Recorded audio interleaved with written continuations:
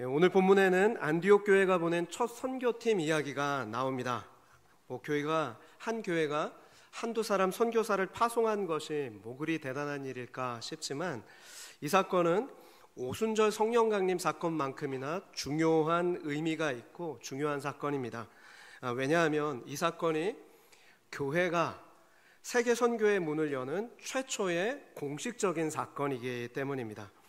그러므로 한 교회가 누군가를 선교사로 파송하고자 할 때나 한 사람이 복음 전달자로서 이 땅에서 내가 어떻게 살아야 할까를 고민한다면 오늘 본문의 말씀을 펼쳐 읽어야 합니다. 왜냐하면 본문에 정확하게 무엇을 수반해야 하는지, 선교사를 파송할 때 복음의 증인으로 무엇을 해야 하는지를 명확하게 본문이 기록하고 있기 때문입니다. 오늘 말씀을 7가지로 정리하고자 합니다. 첫째는 선교는 성령의 보내심을 받아야 합니다. 안디옥 교회에서 선교사를 파송하는 이 장면을 우리가 좀 상상해 볼 필요가 있습니다. 여러분, 안디옥의 항구는 실루기아라는 도시에 있습니다. 이 안디옥이라는 이 도시에서 실루기아가 약 24km 정도 떨어진 항구 도시입니다. 그러니까 사울과 바나바를 선교사로 파송하기로 결정하고서 이 길을 걸어가야 되는 거죠. 하루에 걷는다면 한 4시간에서 6시간 정도를 이 항구 도시까지 걸어가야 합니다. 바나바와 사울이 짐을 가지고 몇 사람의 안디옥 교회 성도들의 배웅을 받으면서 이 항구 도시까지 걸어서 내려가고 있습니다. 아마도 그들이 자신들 앞에 놓인 선교 계획과 그 꿈을 이야기하면서 그렇게 이야기를 주고받으면서 그 길을 걸어 내려갔을 것입니다. 그 대화를 하는 동안 이들의 마음 속에는 아주 가슴 벅찬 그런 비전과 사명의 그런 이야기들로 인해서 얼굴이 상기되고 그런 기쁨이 있었을 것입니다. 그런 모습을 우리가 좀 이 본문을 읽으면서 상상할 수 있어야 합니다. 그러나 성경이 이것을 강조하지 않죠. 성경은 무엇을 강조합니까? 성경이 주목하는 바는 바로 이 두 사람이 성령의 보내심을 받았다. 성령의 보내심을 받았다. 이 사실을 강조하고 있습니다. 4절 말씀을 보십시오.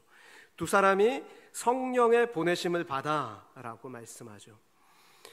여러분, 그들이 지금 자신의 의지로 밀고 나간 것이 아닙니다.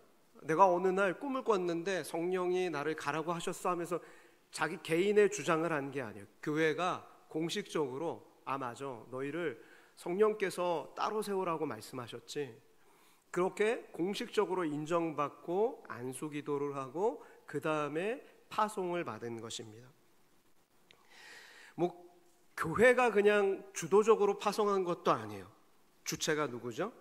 성령님이세요. 2절을 보면 성령님이 바나바와 사울을 따로 세우라 택하셨고 성령님이 그들을 보내셨기 때문에 교회도 순종했고 그들도 순종해서 선교사로 나가고 있습니다.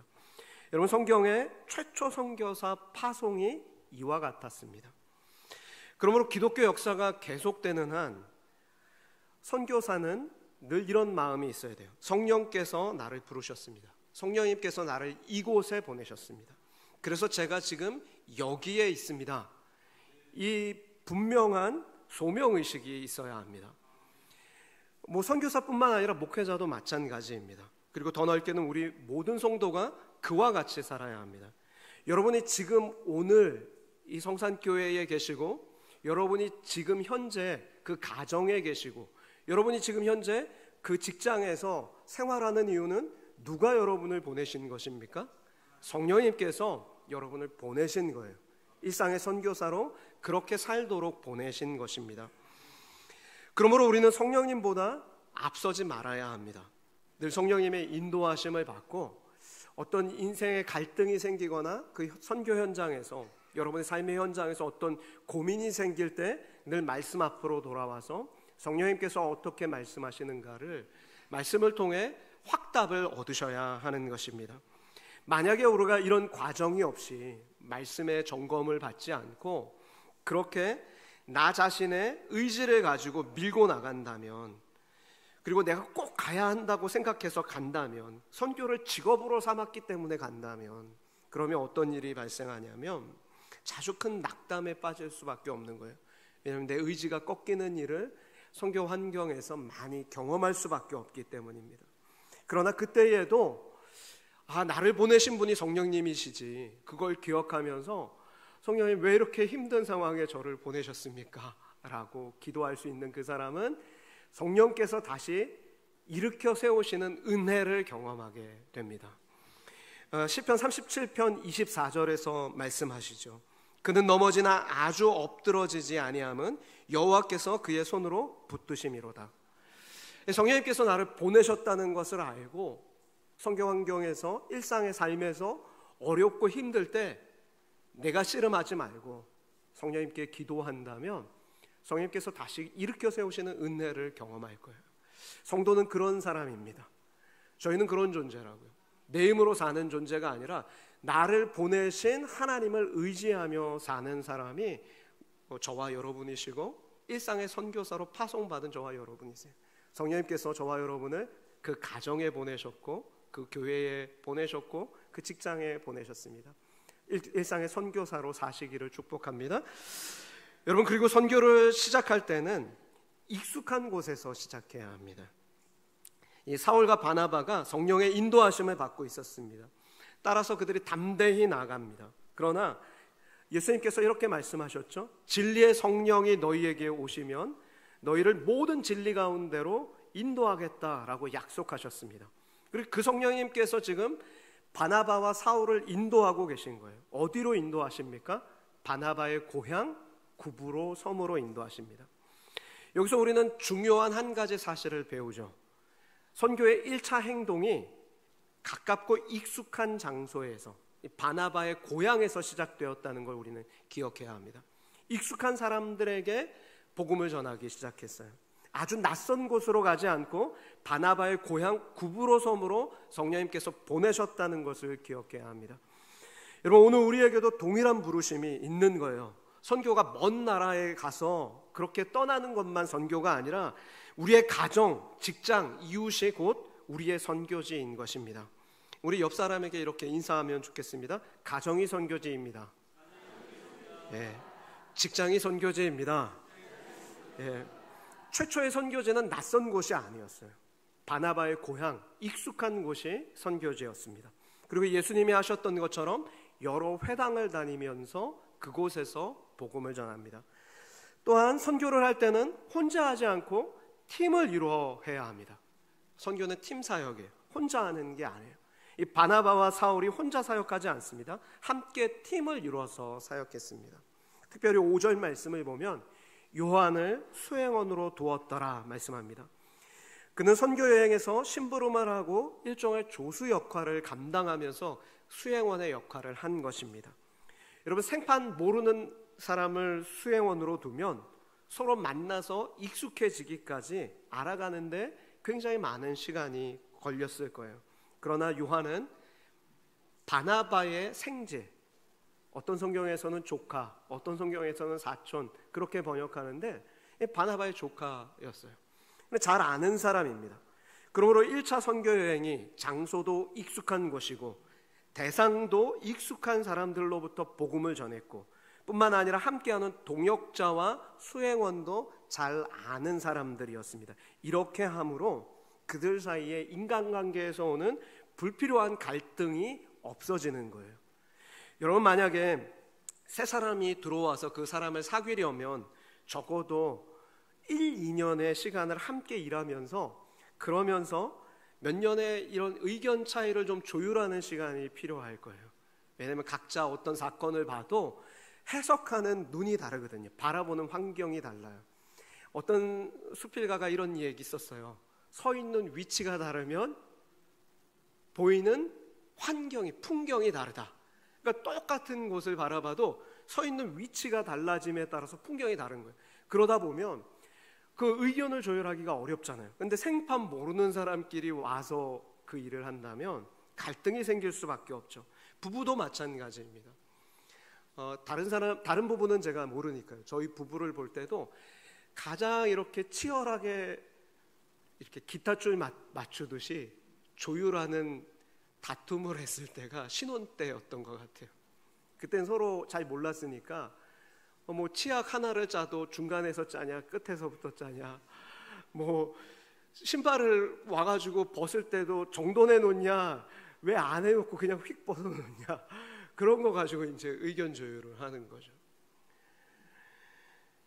그런데 성경은 이미 안디옥 교회에서 공동체 생활을 하면서 그들이 사울과 바나바가 한 팀이었다고 말합니다. 한 팀으로 만들어진 이후에 선교 여행을 떠난 거예요. 여러분, 이것이 중요한 전도의 방법이고 선교의 방법입니다. 여러분, 우리가 교회 안에서 여러 봉사를 하고 헌신을 하시는데 잘하고 계십니다. 그런데 더 중요한 건 여러분 모두가 그 일을 할 때 얼마나 주 안에서 하나가 되었냐, 한 팀으로 한 마음으로 봉사하냐, 이것이 굉장히 중요합니다. 왜냐하면 사람들은 우리가 무엇을 하느냐보다 그 공동체가 얼마나 서로 사랑으로 하나가 되었는가를 먼저 보기 때문입니다. 그래서 예수님께서도 요한복음 13장 35절에서 너희가 서로 사랑하면 이로써 모든 사람이 너희가 내 제자인 줄 알리라, 그렇게 말씀하셨어요. 우리 옆에 분에게 주 안에서 사랑합니다. 주 안에서. 사람들은 그걸 본다고요. 주 안에서 사랑하고 있는가? 교회라더니 정말 사랑하고 있는가? 그걸 보는 거예요. 우리는 한 팀이면 그렇게 서로 사랑함으로 그 일을 이루어 가야 합니다. 그렇게 사랑으로 하나 된 후에 해외 선교도 나가고 국내에서 복음 전도도 하면 하나님의 영광을 가리지 않아요. 그런데 매일 부부싸움하는 부부가 자녀에게 예수 믿어라, 그래야 잘 된다, 그렇게 가르치면 그 자녀가 예수 믿고 싶겠어요?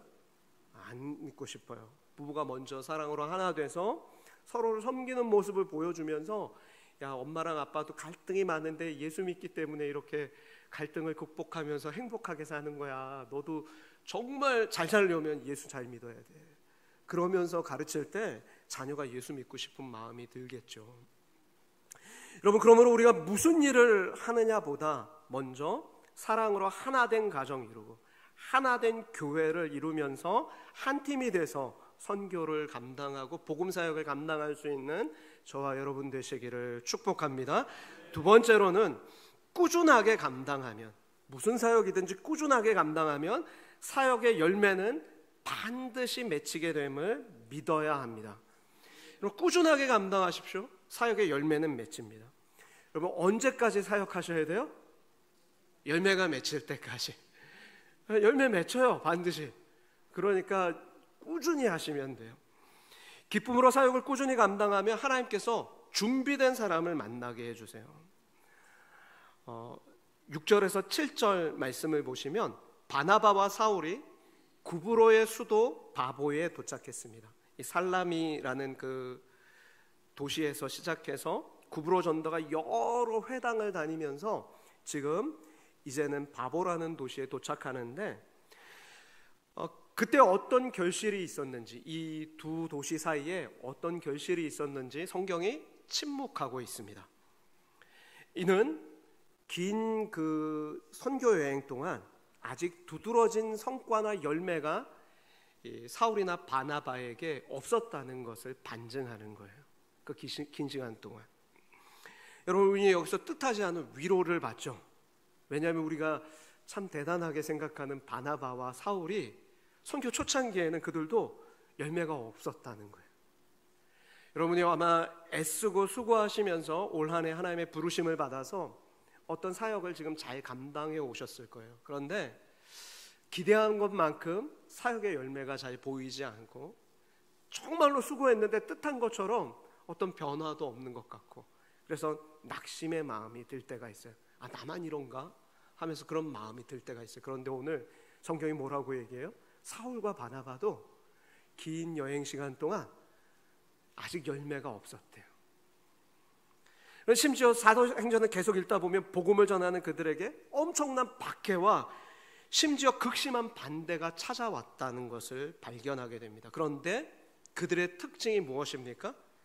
반대에 부딪히든 열매가 없든 보내신 분은 성령님이니까 저는 끝까지 씨를 뿌리며 이 사명을 감당하겠습니다 라면서 꾸준히 그 일을 하고 있다는 거예요. 여러분, 이것이 또 하나의 선교의 전략이에요. 여러분, 구브로섬 동쪽에서 살라미까지의 거리는 약 180km 떨어졌어요. 서울에서 대전까지의 거리예요. 지금 그 먼 길을 걸으면서 선교 사역을 하고 있는데 뚜렷한 걸실이 없지만 이로 인해서 그들이 실망하였다라는 기록이 있습니까? 없습니까? 없어요. 실망하지 않고 물을 주고 씨를 뿌리는 건 우리가 할 일이지만 열매는 누가 맺게 하세요? 하나님이 맺게 하시니까 그냥 감사함으로 그 일을 감당하는 거예요. 다만 열매가 없고 반대에 부딪혀서 꾸준히 복음 전하며 그들의 길을 걸을 때, 사명의 길을 감당할 때 성경은 그와 같은 발걸음을 뭐라고 말씀합니까? 로마서 10장 15절 말씀 우리 같이 한번 읽겠습니다. 시작. 기록심 받지 아니하였으면 어찌 전파하리요?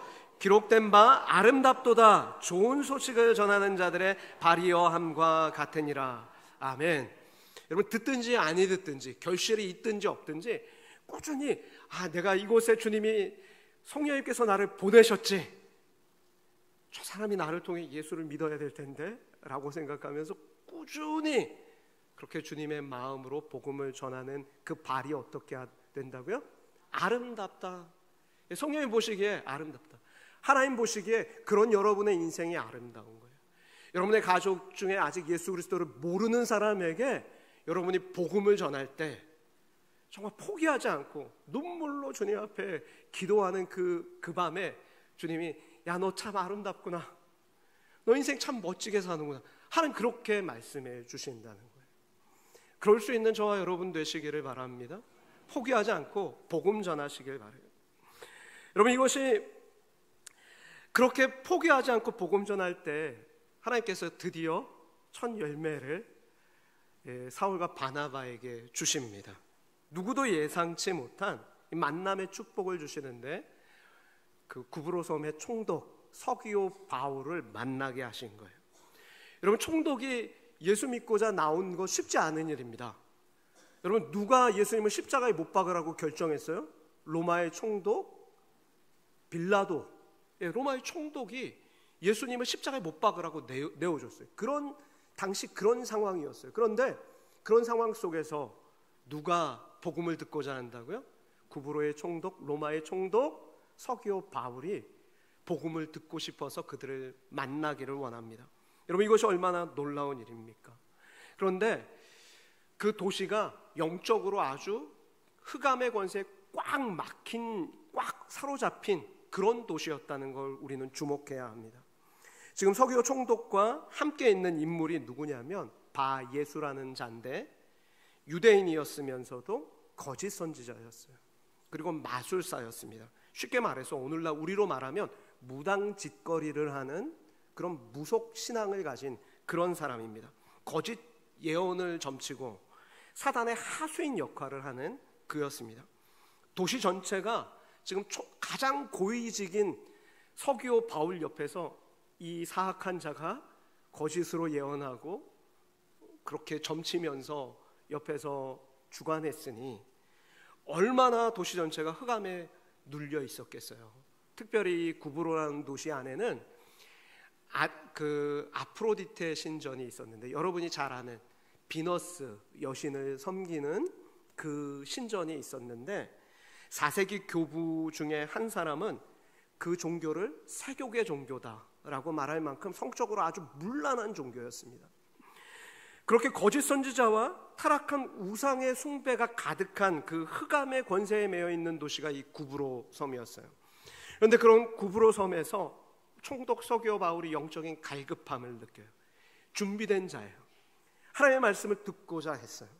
여러분, 이 말은 그가 이미 기존의 그 바예수의 말이나 그 기존의 그 비너스 신전의 종교나 그런 기존 종교를 혐오하고 실증내고 있었던 것을 반증하는 것이죠. 그곳에서 그는 끝없이 계속되는 음란한 제사랑 이 엘루마, 이 바예수의 거짓된 마술 점괘를 보면서 영혼이 점점 피폐해지고 있었던 것입니다. 그 모든 타락하고 오염된 문화와 종교에 지금 서기오 총독이 환멸을 느끼고 있는 거예요. 혐오를 느끼고 있는 거예요. 정말 인생의 이 갈증을, 내가 정말 어디서부터 와서 어디로 인생이 가야 하는지를, 이것에 대한 해답을 찾고자 했는데, 그것이 하나님의 말씀을 이제 듣고자 하는 거죠. 여러분, 정말 그렇습니다. 세상이 그 어떤 것이 인생의 인간의 가장 본질적인 공허함을 메울 수 없어요. 물론 사람도, 우리에게 인간의 우정도 필요해요. 왜냐하면 하나님이 사람은 함께 하도록 지었기 때문에 그래요. 아담에게는 하와가 반드시 필요해요. 그런 내 마음을 살 중에 살이요 뼈 중에 뼈라고 함께 교제할 수 있는 그런 사람이 필요해요. 꼭 부부관계만을 말하는 게 아니에요. 인간의 대표적인 관계죠. 그런 관계를 어디서 제공해 줄 수 있겠어요? 교회밖에 없어요, 여러분. 있는 모습 그대로 우리가 내어놓을 때 그 사람을 사랑해 줄 수 있는, 예수님처럼 서로 사랑해 줄 수 있는 그런 공동체는 교회밖에 없어요. 가정도 교회와 같은 가정이 될 때 비로소 그렇게 있는 모습 그대로 받아주지, 그렇지 않고 세상과 같은 관계면 얕은 관계예요. 누군가 어려운 얘기하면 야, 너 짐스럽게 그 얘기 왜 나한테 해? 세상의 관계는 깊이 있는 얘기를 못해요. 교회는 그런 공동체라고요. 깊이 있는 공동체라고요. 그런데 그 중에서도 깊이 있는 공동체가 될 수 있는 이유는 말씀이 있기 때문에 그렇죠. 말씀의 교제가 있기 때문에 그렇고, 교구 모임에 가서 힘이 나고 전도회 모임에 가서 힘이 나는 이유는 말씀이 있기 때문에, 그 나눔이 있기 때문에, 말씀 안에 사랑의 나눔이 있기 때문이지, 세상 공동체처럼, 세상의 모임처럼 똑같이 그냥 차 한잔하면서 잡담만 하다가 끝이는 공동체는 힘이 없다고요. 물론 영화를 같이 보고 취미생활을 같이 하는 것도 잠깐의 즐거움과 만족을 줍니다. 그러나 진정한 만족과 행복은 하나님의 말씀 안에 예수 그리스도를 참되게 만나야지만 그 안에 만족이 있는 거예요. 그런데 오늘날 한국 교회의 문제는 무엇입니까? 심지어 교회 다니는, 저는 종교인이라고 그들을 부르고 싶어요. 성도라고 불릴 자격이 없어요. 왜냐하면 교회를 다니면서도 그들이 무슨 일을 하냐면, 연초면 내 인생이 뭐가 어떻게 풀릴지 몰라서 어디 가요? 사주팔자 가요. 점치러 다녀요. 이런 어리석은 인생이 있는 거예요.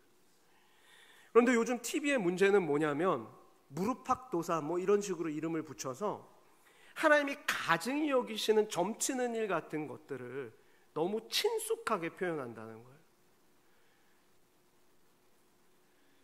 신명기 18장 10절에서 12절 보면 이렇게 말씀합니다. 하나님이 얼마나 그것들을 가증히 여기시는지. 점쟁이나 기륭을 말하는 자나 요술을 하는 자나 무당이나 신접자나 박수나 초혼자를 너희 가운데에 용납하지 말라. 이런 일을 행하는 자를, 모든 자를 여호와께서 가증히 여기시나니, 이런 가증한 일로 말미암아 내 하나님 여호와께서 그들을 내 앞에서 쫓아내시느니라. 그럼 무당이 여러분의 삶을 알지 못합니다. 어떻게 알겠어요? 몰라요. 사실 지 인생도 지가 몰라요. 몰라. 하나님만이 우리의 발걸음을 인도하시는 거예요.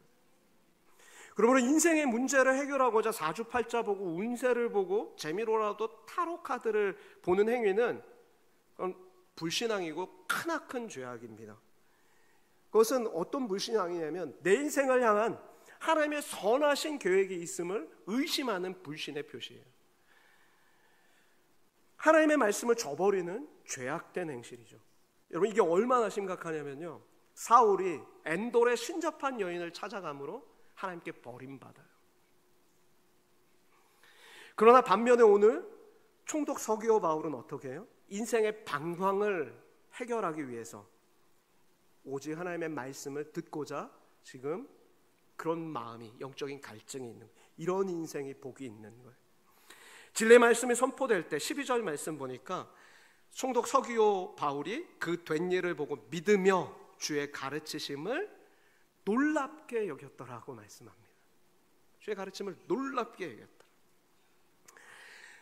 여러분, 구브로 섬에서 이렇게 꾸준히 사명을 감당하던 사울과 바나바에게 첫 열매가 드디어 맺혀진 순간입니다. 여러분, 아까도 말씀드렸지만 서울에서 대전까지 거리 중에서 그렇게 사역했는데 180km 걸어가려면 여러 회당에 몇 번 다녔겠어요? 아마 엄청 많이 다녔을 것 같아요. 엄청 몇 날 며칠 머물면서 사역한 거예요. 그런데 열매는 많았습니까? 애개한 사람이었습니까? 우리 인간의 시선은 한 사람이라고 생각하는데, 그런데 여러분, 그 한 사람을 성경은 뭐라고 얘기하세요? 온 천하보다 귀하다. 천국 잔치가 벌어진다. 그렇게 말씀하신다. 그러므로 여러분, 하나님 나라의 사역의 평가는 숫자에 있지 않습니다. 성과에, 눈에 띄는 성과에 있지 않아요. 정말 한 사람이 정말 그 안에서 질적으로 변화됐는가, 물이 포도주로 바뀌는 것처럼 한 사람의 영혼이 예수 그리스도를 믿고 그 영혼이 온전히 주님을 구세주로 받아들여서 자신의 삶을 이제부터는 전폭적으로 하나님께 내어 맡기는 그런 인생을 살기 시작했는가, 거기에 정말 참된 성과가 있는 거고 열매가 맺히는 거예요. 숫자에 있지 않아요. 바라기는 저와 여러분의 인생이 이 총독 서기오 바울처럼 정말 주의 말씀을 믿고 놀랍게 여기면서 마치 가나안 혼인잔치에 물이 포도주로 바뀌는 것 같이 질적인 변화가 일어나기를, 그래서 정말로 군중에서 참된 주님의 제자로 그 주님의 말씀이 내 인생의 참된 유일한 소망임을 믿고 확신하면서 그 말씀을 붙잡는 삶으로 그렇게 변화되기를, 질적인 변화가 있기를 주님의 이름으로 축복합니다. 꾸준히 주님의 사역을 감당하십시오. 실망하지 마십시오. 반드시 열매는 맺힙니다. 여러분, 세 번째로는 복음이 역사하는 곳에는 반드시 어둠이 세력의 방해가 있습니다. 8절 말씀 보세요. 마술사 엘루마가 이제 바나바와 사울을 대적하면서 총독으로 믿지 못하게 하기를 힘썼다고 말씀하죠. 여러분, 6절을 보면 이 마술사 엘루마의 이름이 바예수입니다. 바예수, 바라는 말은 누구누구의 아들이라는 뜻이거든요. 그러니까 예수의 아들, 바예수인 거예요. 그러니까 예수의 아들. 근데 예수가 어떤 이름의 뜻이 있어요? 구원할 자잖아요. 이는 자기 백성을 구원할 자. 그러니까 구원의 아들이라는 의미로 자기 이름을 부르는 거예요. 이 바예수가 자신이 구원의 아들인 것처럼 가장하고 있는 것입니다. 구원이 마치 자신에게 있는 것처럼 사람들을 깜쪽같이 구부러섬에 있는 사람들을 속이면서 기만하고 있는 거예요. 그러나 실제로는 구원의 주를 믿지 못하게 회방하고 있죠. 오늘날에도 사단은 광명의 천사로 나타나요. 무섭게 두렵게 나타나지 않습니다. 광명의 천사로 세상에 가장 행복한 것, 좋은 것을 내가 너에게 줄 수 있다, 이렇게 접근한다고.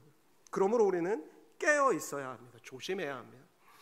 여러분, 10절 말씀을 보면 사울이 이 엘루마의 정체를 밝힙니다. 뭐라고 밝힙니까? 이르되 모든 거짓과 악행이 가득한 자요, 마귀의 자식이요, 모든 의의 원수요, 주의 바른 길을 굽게 하기를 그치지 아니하겠느냐. 지금 바울이 그의 정체를 드러내면서 대적하고 있는 거예요. 엘루마의 실체는 모든 거짓과 악행이 가득한 자였고 마귀의 자식이었고 모든 의의 원수였던 것입니다.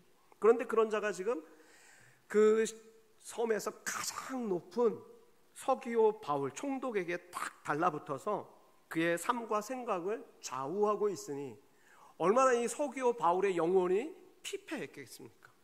여러분, 정말 그렇습니다. 여러분, 무당이 나를 좋게 해줄 것 같죠? 가서 점쳐보고 해보세요. 매어가지고 사는, 평생 종노릇하며 마귀의 종노릇하며 흑암의 권세의 종노릇하며 사는 그 일에 빠지게 된다니까요.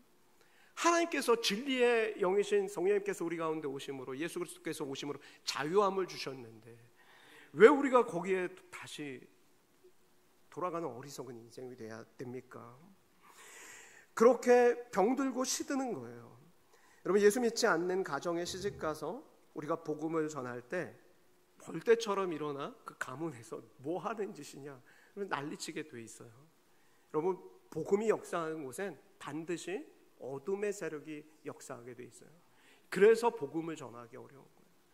여러분의 가정이 정말로 아직 믿지 않는 분이 계시다면 정말 더 뱀처럼 지혜롭고 비둘기처럼 순 순결하게 그렇게 여러분 자신이 하나님 앞에서 기도하면서 복음을 지혜롭게 전하셔야 합니다. 왜냐하면 사단은 지금도 광명의 천사처럼 그들을 붙잡고 있기 때문에 그래요. 고린도후서 4장 4절에 뭐라고 얘기하냐면 믿지 않은 자들의 마음을 혼미하게 하여 예수 그리스도의 영광의 복음의 광채가 그들에게 비치지 못하도록 사단이 그렇게 지금도 역사하고 있다고 말씀합니다. 여러분, 그렇기 때문에 저와 여러분이 사단이 지금도 광명의 천사처럼 그들을 붙잡고 있다는 것을 기억하시고 저희도 지혜롭게 대처해야 돼요. 지혜롭게 대처하실 때 어떻게 바나바와 사울이 대처하고 있습니까? 9절 말씀이에요. 아주 중요한 원리가 여기에 나옵니다. 여러분이 가족한테 예수 믿으라고 전할 때 그럴 때 그들이 불같이 막 화를 낸다 그러면 어떻게 하셔야 돼요? 같이 핏대 높이며 싸우셔야 돼요? 아니요. 그때는 일단 후퇴하셔야 돼요. 일단 후퇴하셔야 돼요. 그때 대신 주님 앞에 간절히 기도하셔야 돼요. 간절히 기도하셔야 돼요. 왜냐하면 이게 우리의 능력으로 되는 게 아니에요. 9절에 보면 누구의 능력으로 충만했다고 얘기합니까? 바울이 성령이 충만하여 그렇게 말씀하죠. 그럼 복음 전할 때 핵심은 성령으로 충만함을 받아야 복음이 전해지는 거예요. 내 힘으로 하는 게 아니라 성령의 충만하심으로 하는 거예요.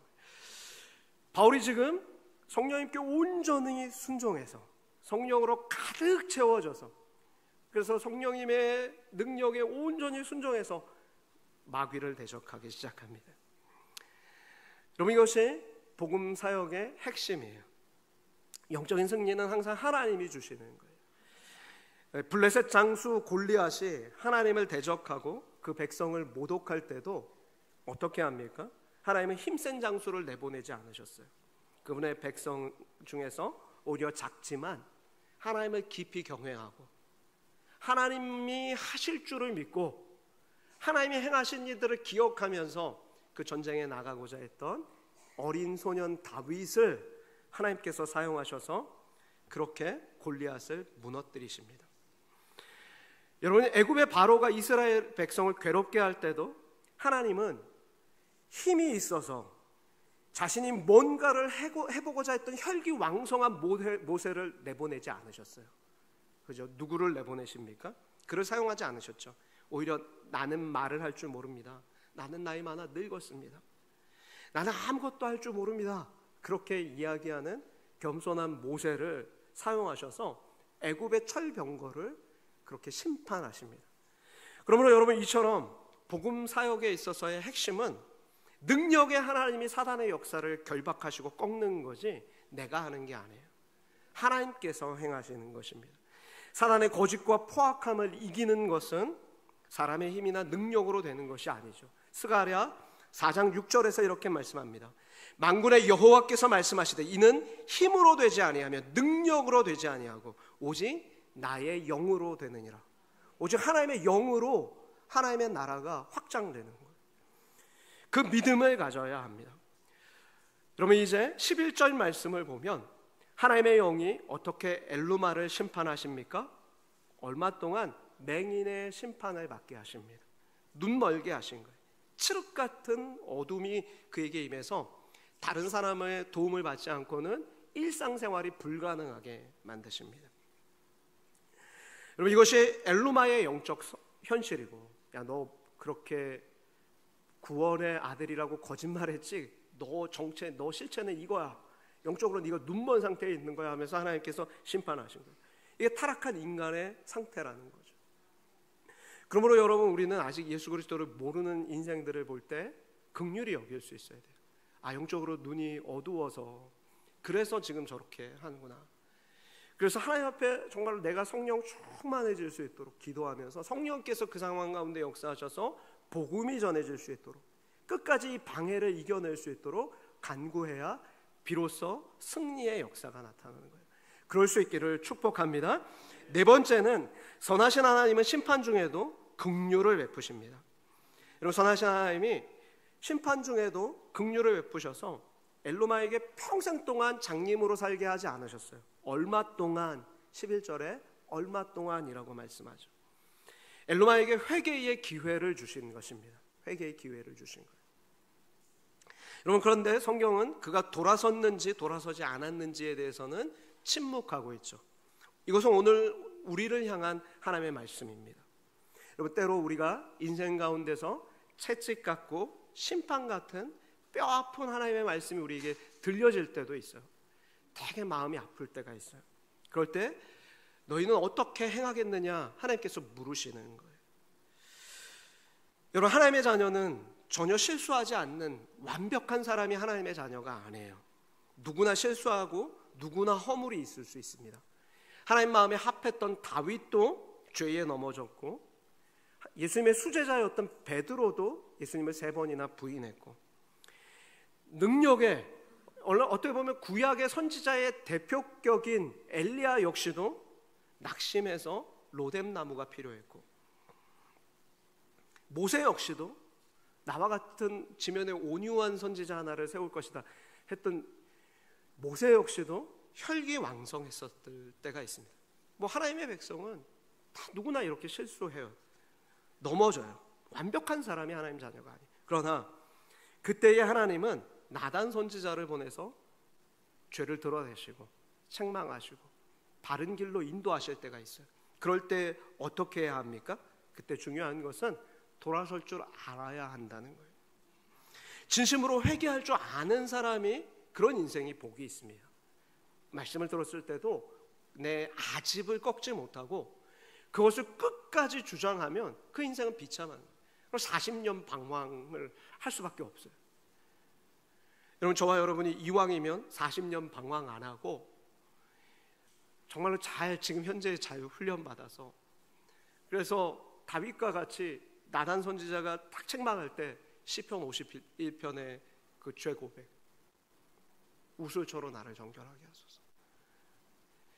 그런 정말 하나님 앞에서 간절히 회개하며 돌아설 줄 아는 지혜로운 백성 되셔서 그렇게 정말 주님 앞에 잘 쓰임받는 인생 되기를 축복합니다. 5번째로, 사역을 하다 보면 지쳐서 옛생활로 회개하고 싶은 유혹이 들 때가 있습니다.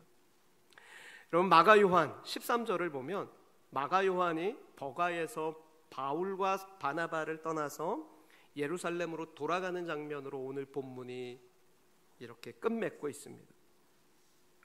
선교 여행 중 이탈하는 것입니다. 여러분, 이유가 무엇인지 설명되지 않았지만 아무튼 요한은 예루살렘으로 돌아갔습니다.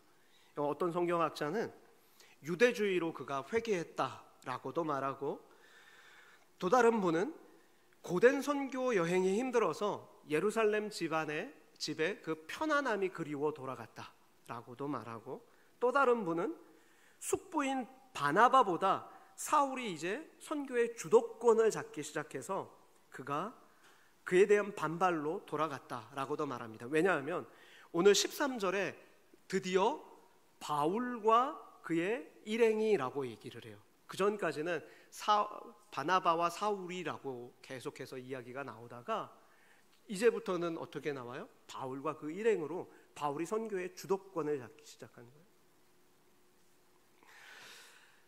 여러분, 이유가 무엇이었든 이 사도행전 15장에 가면 바울과 바나바가 이 요한의 문제로 크게 다툴 만큼 중대한 사안이었습니다.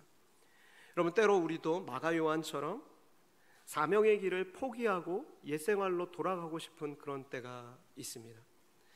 아마 지금 이렇게 여름 사역 딱까지 오면 여러 사역들을 막 하면서 작년에 이렇게 처음 이렇게 올해 초에, 작년 넘어서면서 올해 초에 내가 이 사역을 잘 감당할 수 있겠습니다라고 기쁨으로 자원해서 사역 지원서 썼는데, 아마 이 여름 사역 때쯤 오면 그때 요 사역이 아니라 다른 사역을 썼어야 되는데 너무 힘들어서, 그런 분이 계실 수도 있어요. 그런 분이 계실 수 있는데, 여러분, 포기하지 마십시오. 요한처럼 돌아가서는 안 됩니다. 꾸준히 그 사역을 잘 감당하면 어떻게 된다고요? 열매는 반드시 있다. 여러분의 그 사역이 결코 헛되지 않습니다. 눈물로 씨를 뿌린 자가 기쁨으로 단을 거두는 거예요. 하나님께서 그 일을 이루실 거예요.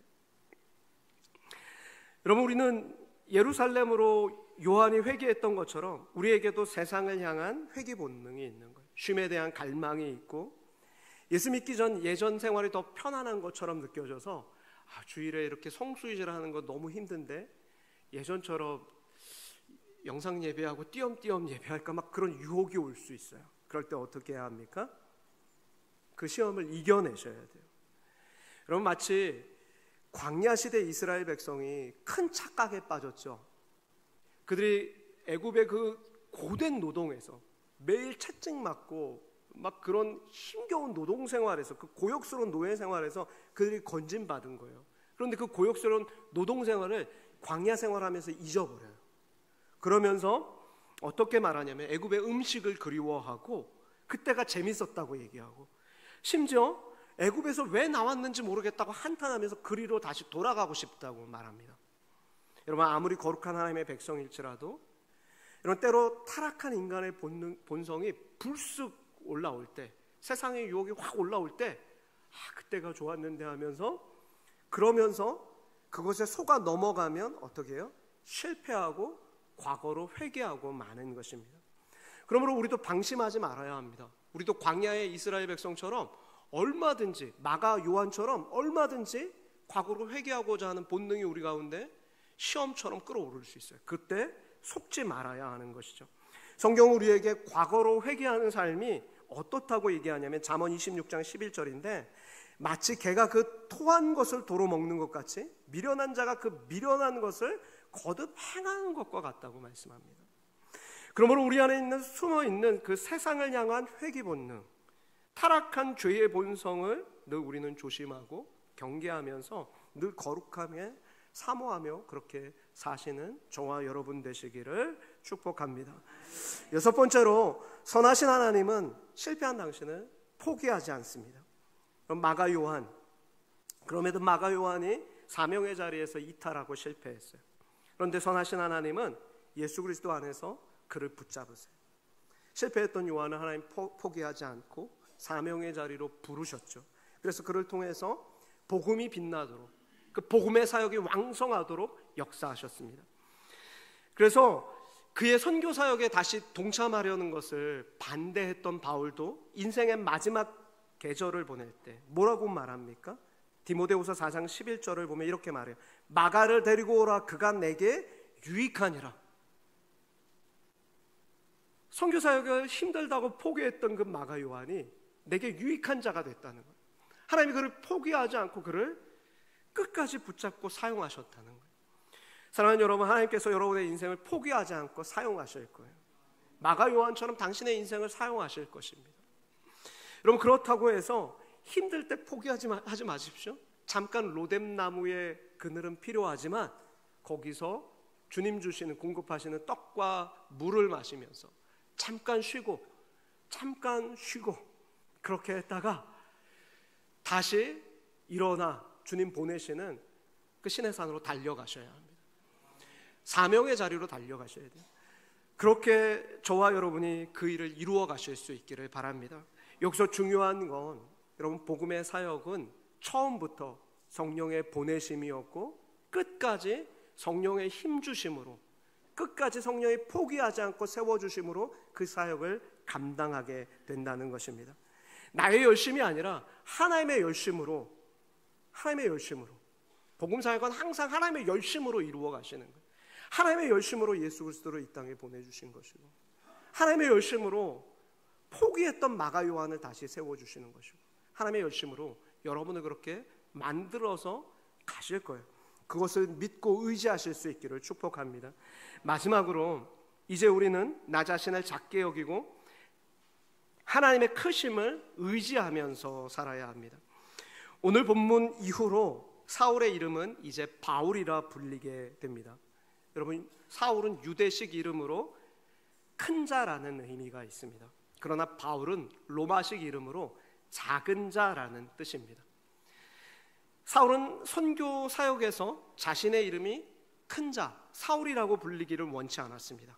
나는 하나님 앞에서 보잘것없는 사람이고 작은 자라는 그런 신앙 고백으로, 그런 겸손함으로 바울이라고 불리기를 원했던 거예요. 여러분, 바울의 신앙 고백을 잘 기억하십시오. 디모데 전서 1장 15절 16절, 바울이 신앙 고백으로 했던 아주 유명한 말이죠. 제가 읽겠습니다. 밑보다 모든 사람이 받을 만한 이 말이요, 그리스도 예수께서 죄인을 구원하시려고 세상에 임하셨다 하였도다. 죄인 중에 내가 괴수니라. 내가 바울이다. 내가 죄인 중에 괴수다. 나는 지극히 작은 자다. 그러나 내가 긍휼을 입은 까닭은 예수 그리스도께서 내게 먼저 일체의 오래 참음을 보이사 후에 주를 믿어 영생을 얻는 자들에게 본이 되게 하려 하심이라. 여러분, 지금 그러므로 저와 여러분도 성령님께서 여러분을 보내신 여러분이 있는 그곳에서 지극히 나는 작은 자임을 깨닫고 주님께 순종하며 사실 수 있기를 주님의 이름으로 축복합니다. 교회의 위기는, 성도의 위기는 언제나 자신을 크게 생각하는 사람들로부터 비롯되었습니다. 나 자신이 작은 사람임을 잊지 마십시오. 사울은 자신이 크다고 생각할 때 하나님을 대적하는 사람이 됐습니다. 교회를 박해하는 사람이었어요. 여러분, 모세는, 내가 크다고 생각했던 40대 모세는 실패했습니다. 그러므로 여러분, 지극히 나는 작은 자라는 사실을 깨닫고 그렇게 사람들로 하여금 자신을 바울이라, 작은 자라 그렇게 부르게 함으로 늘 겸손함을 잊지 않았던 바울은 선교 역사에서, 성경을 비롯해서 모든 세계 역사 가운데서 하나님 앞에 가장 아름답고 귀하게 쓰임받는 선교사가 되었던 것입니다. 여러분, 가정이 선교제입니다. 직장이 선교제입니다. 저와 여러분은 그 가정과 직장에서 어떻게 살아야겠습니까? 바울로 사셔야 합니다. 지극히 작은 자로. 하나님은 크신 분이고 나는 지극히 작은 자로. 그렇게 사실 때 작지만 하나님 보시기에 귀하고 아름답게 쓰임받는 그런 복된 인생이 될 줄 믿습니다. 기도하겠습니다. 주님, 제가 아니라 오직 하나님만 빛나는 그런 삶을 살도록 우리의 인생을 인도하여 주옵소서. 예수님의 이름으로 기도합니다. 아멘.